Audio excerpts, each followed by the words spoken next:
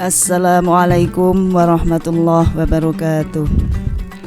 Bismillah, alhamdulillah, la hawla wa la quwwata illa billah, amma ba'da. Anak-anakku yang dirahmati oleh Allah Subhanahu wa ta'ala, pada kesempatan kali ini saya akan menyampaikan topik tentang puasa. Apa sih yang dinamakan dengan puasa? Puasa adalah menahan diri dari minum, makan, dan hal-hal lain yang membatalkan puasa. Puasa Ramadan diwajibkan dengan salah satu ketentuan-ketentuan sebagai berikut. 1. Dengan mencukupkan bulan Sya'ban 30 hari. Kemudian yang kedua, dengan melihat bulan bagi yang melihatnya sendiri, atau dengan melihat bulan yang disaksikan oleh orang yang adil di muka hakim. Yang keempat, dengan kabar dari seseorang yang adil riwayatnya, juga yang dipercaya kebenarannya, baik yang mendengar kabar tersebut membenarkan ataupun tidak, atau tidak dipercaya, akan tetapi orang yang mendengar membenarkannya. Atau yang kelima, dengan berijtihad masuknya bulan Ramadan bagi orang yang meragukan hal tersebut. Ayat Al-Quran yang mempertegas bahwa puasa Ramadan diwajibkan bagi umat Islam adalah terdapat dalam surat Al-Baqarah ayat 183 sampai 185. Bismillahirrahmanirrahim. Ya ayyuhalladzina amanu kutiba alaikumusyiyamu kama kutiba alal ladzina min qablikum la'allakum tattaqun. Wahai orang-orang yang beriman, diwajibkan atas kamu berpuasa sebagaimana diwajibkan atas orang-orang sebelum kamu, agar kamu bertakwa.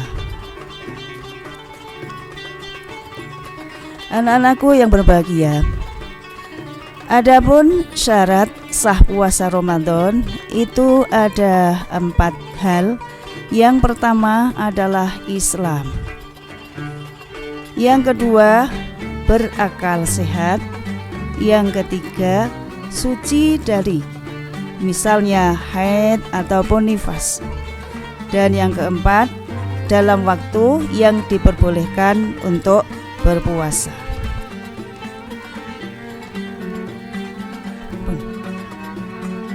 Selain syarat sah puasa, ada juga yang harus ditunaikan, yaitu syarat wajib puasa Ramadan. Yang pertama adalah Islam. Kemudian yang kedua adalah tertaklif. Artinya seseorang yang sudah baligh dan berakal. Ini diwajibkan untuk berpuasa. Tetapi ada pengecualian bagi orang-orang yang boleh atau tidak wajib berpuasa, yaitu anak kecil, kemudian orang gila, kemudian orang yang terserang penyakit epilepsi dan mabuk, karena mereka itu belum tertaklif, belum dibebankan untuk berpuasa. Kemudian yang ketiga, mampu melaksanakan puasa. Maka tidak wajib puasa bagi orang yang tidak mampu melaksanakan puasa, seperti orang yang sudah tua, orang yang sakit yang tidak mampu berpuasa atas saran dari dokter. Kemudian yang keempat, sehat jasmani maupun rohani. Yang kelima, berdiam diri di rumah. Artinya bagi orang yang sedang melakukan bepergian jauh, maka tidak diwajibkan berpuasa, dengan ketentuan memenuhi aturan-aturan yang disyariatkan oleh Islam.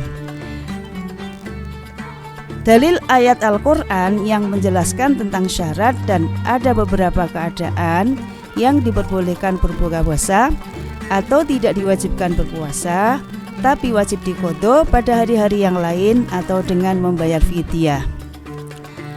Ada di dalam surat Al-Baqarah ayat 184 yang berbunyi Bismillahirrahmanirrahim ayyaman ma'dudat faman kana minkum maridan aw ala safarin fa'iddatun min ayyamin ukhra wa 'alal ladzina yutiqunahu fidyatun ta'amu miskin faman tatawwa khairan fahuwa khairul lah wa antasumu khairul lakum in kuntum ta'lamun, yang artinya yaitu beberapa hari tertentu, maka barang siapa di antara kamu sakit atau dalam perjalanan, maka dia wajib mengganti atau mengqadha sebanyak hari yang ditinggalkan di hari-hari yang lain. Dan bagi orang yang berat menjalankannya, maka wajib membayar fidyah, yaitu memberi makan orang miskin. Tetapi barang siapa yang dengan kerelaan hati mengerjakan kebajikan, maka ia lebih baik baginya dan puasamu itu lebih baik bagimu jika kamu mengetahui. Anak-anakku yang saya cintai, selain syarat sah dan syarat wajib puasa, maka alangkah baiknya apabila diketahui tentang rukun puasa Ramadan. Rukun puasa Ramadan itu ada 3, yaitu 1, niat. Nah, niat itu harus dilaksanakan pada malam harinya. Seseorang yang berpuasa puasa Ramadan tidak dengan niat, maka puasanya tidak sah. Kemudian yang kedua, menahan diri dari segala yang membatalkan puasa ketika masih dalam keadaan ingat. Kalau misalnya lupa makan, gak apa-apa karena lupa, tapi tidak dengan niat. Kemudian yang ketiga adalah orang yang berpuasa itu sendiri. Jadi rukun puasa itu ada 3, 1 niat, 2 menahan diri dari segala yang membatalkan puasa, dan ketiga adalah orang yang berpuasa. Diwajibkan mengqadha puasa, kafarat besar, dan teguran terhadap orang yang membatalkan puasanya di bulan Ramadan 1 hari penuh dengan sebab menjima lagi berdosa sebabnya. Dan wajib serta qadha menahan makan dan minum ketika batal puasanya pada 6 tempat.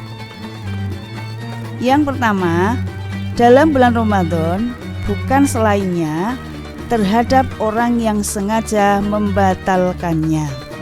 Kemudian yang kedua, terhadap orang yang meninggalkan niat pada malam hari untuk puasa yang fardu. Yang ketiga, terhadap orang yang bersahur karena menyangka masih malam, kemudian diketahui bahwa fajar telah terbit. Kemudian yang keempat, terhadap orang yang berbuka karena menduga matahari sudah tenggelam, kemudian diketahui bahwa matahari belum tenggelam.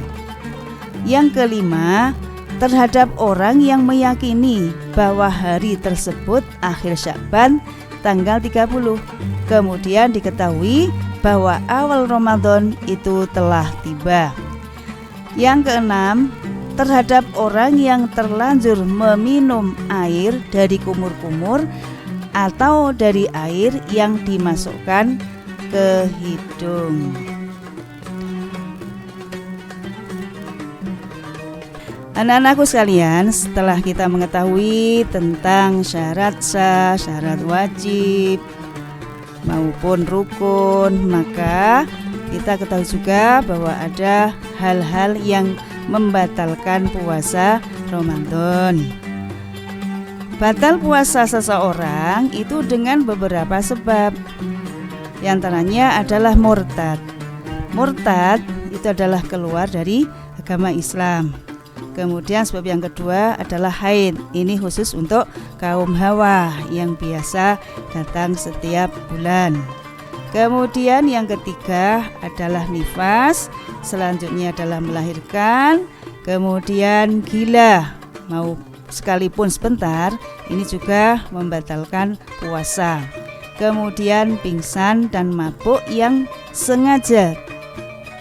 Jika terjadi yang tersebut di siang hari pada umumnya, maka puasanya ini menjadi batal.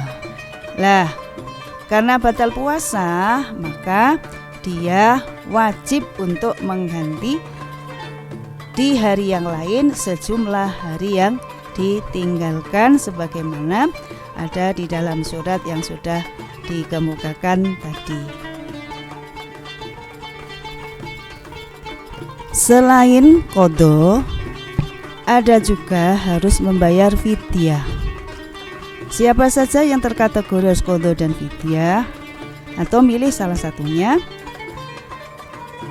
di antaranya adalah orang yang diwajibkan qadha dan fidyah seperti perempuan yang membatalkan puasanya karena takut terhadap orang lain seperti bayinya, dan seperti orang yang menunda qadha puasanya hingga tiba Ramadan berikutnya.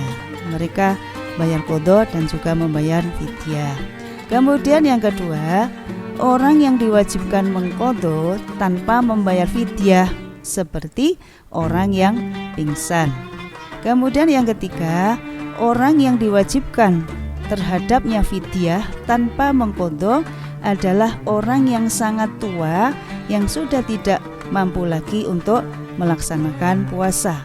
Dan yang keempat adalah orang yang tidak diwajibkan mengqadha dan membayar fidyah seperti orang yang gila dengan tidak disengaja. Adapun perkara-perkara yang tidak membatalkan puasa sesudah sampai ke rongga mulut itu ada 7 macam, yaitu 1. Ketika kemasukan sesuatu seperti makanan ke rongga mulut dengan lupa, itu tidak membatalkan puasa. Yang kedua, tidak tahu hukumnya. Kemudian yang ketiga, dipaksa orang lain. Kemudian yang keempat, ketika kemasukan sesuatu ke dalam rongga mulut sebab air liur yang mengalir di antara gigi-giginya, sedangkan ia tidak mungkin untuk mengeluarkannya. Yang kelima, ketika kemasukan debu jalanan ke dalam rongga mulut. Kemudian yang keenam, ketika kemasukan sesuatu dari ayakan tepung ke dalam rongga mulut. Dan yang ketujuh, ketika kemasukan lalat yang sedang terbang ke dalam rongga mulut. Nah, ketujuh itu adalah perkara-perkara yang tidak membatalkan puasa sesudah sampai ke rongga mulut. Demikian anak-anakku sekalian yang dirahmati oleh Allah, materi atau topik tentang puasa.